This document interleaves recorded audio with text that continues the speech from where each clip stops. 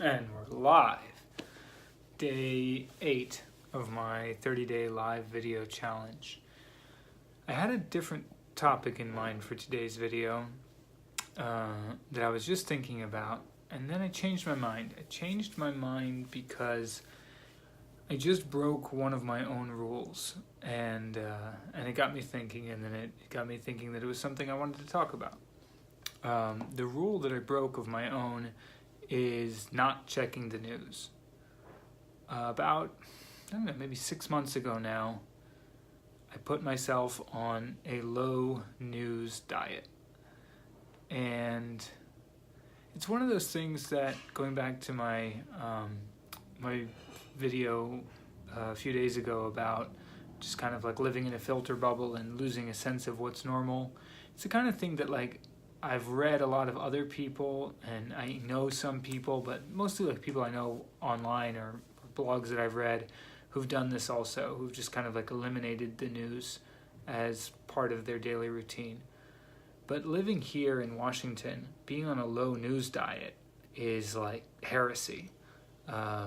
Everyone is all about the news all the time, and not the old days of, I get the evening news or I check the newspaper in the morning, but here it's like compulsive. I refresh the news every 5 seconds, and I'm guilty of it myself.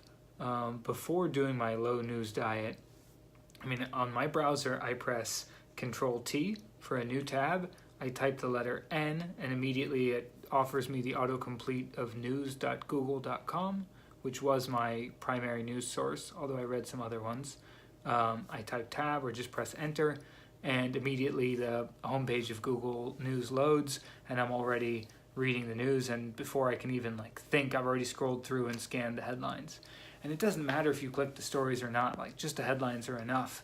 And I just did that now. I don't know what prompted me to do it, but just before I sat down to record this video, I opened Google News, and I read a few headlines, and I clicked on a couple of the stories. I read about a Turkish, I think he was a journalist, who was possibly executed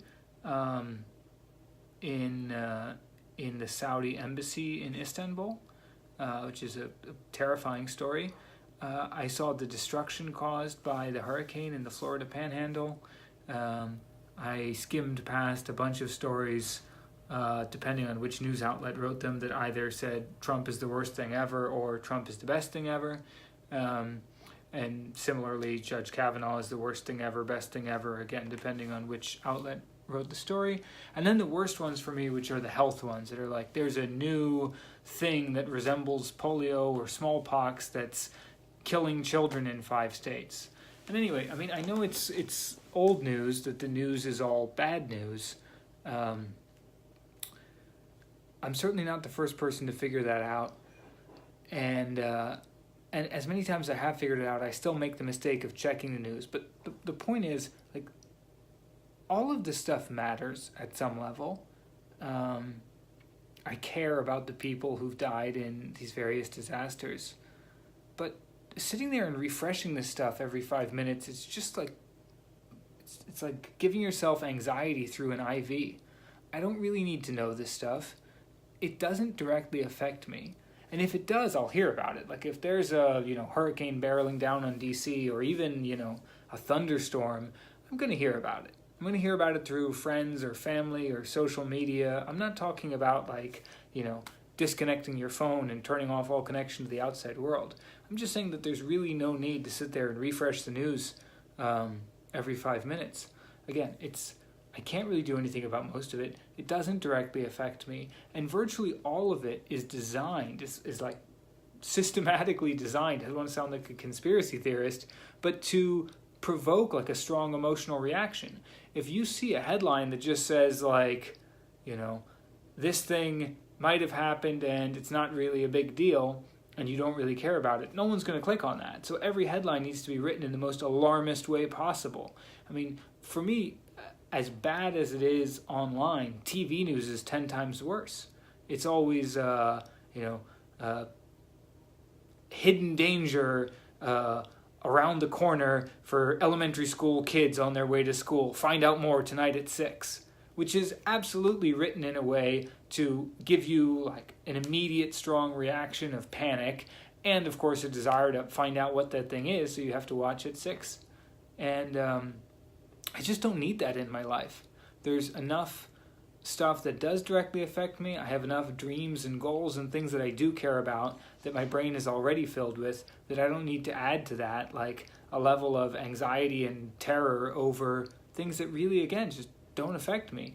And more to the point, that I have no control over of anyway, regardless of how I feel about a journalist being killed somewhere. It is upsetting, but really whether I know about it or not doesn't change that it happened. And I don't want to totally write off the democratic values of protesting and things like that, but still ultimately there's nothing I can do about it, let's be honest.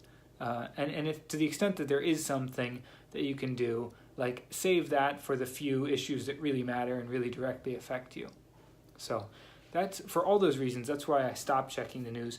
I will admit though, it is a struggle. It's a struggle not to click on it. I mean, there's a feeling that if I don't, I'll be out of the loop, which really isn't true. And again, being here in Washington, I think there's a sense of priding ourselves on knowing the latest developments of every story, especially in politics, of course, and especially with this administration, where it's just it's like there's two sides of this battle, and each one wants to have the latest dirt on the other. So whoever you support, it's like you've got to be up on the latest. You can't believe what so and so said, and this is it. The Senate's going to take this one down or push this one through or whatever it is. And it's like, if you work in that field, great. I don't really care that much. I don't need to know this stuff. So this is more a reminder to myself than anything else, just to stay out of all that, focus on the few things that do matter, put your attention there. Something I've realized just, over the years, that attention is, it's scarce. I mean, you only have so much of it. You can't, by definition, pay attention to everything. It's just like, your time or money or anything else. You have to prioritize what you use it for. And I've just come to realize that the news and just general kind of politics and all of that are just not a good use of my attention. So that was my rule that I broke today, and a little reminder to myself. I'm curious what you guys think. Do you watch the news? Do you avoid the news? Do you try to limit it? I know some people only check one day a week. Let me know, and I'll be back tomorrow.